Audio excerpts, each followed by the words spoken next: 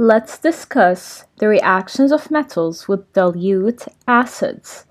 Dilute acids are acids containing a high amount of water. Metals above hydrogen in the reactivity series. So we will see the metals in the reactivity series table that indicates which metal is stronger than the other.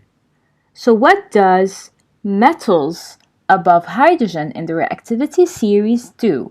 Metals above hydrogen react with acids to form a salt. So metals above hydrogen react with acids to give out salt. For example, magnesium sulfate or zinc chloride and hydrogen. So these metals react with acids to produce salt plus hydrogen. Note that the higher the metal in the series, the more violent the reaction. So whenever the metal is high in the reactivity series table, higher than hydrogen, the more violent and strong the reaction will be. For example, if I have a metal 2 places above hydrogen in the reactivity series table, the reaction will be strong.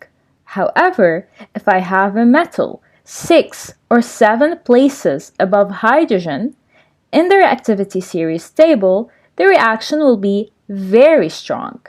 Here I have two equations. The first equation is metal plus dilute sulfuric acid react to give metal sulfate plus hydrogen.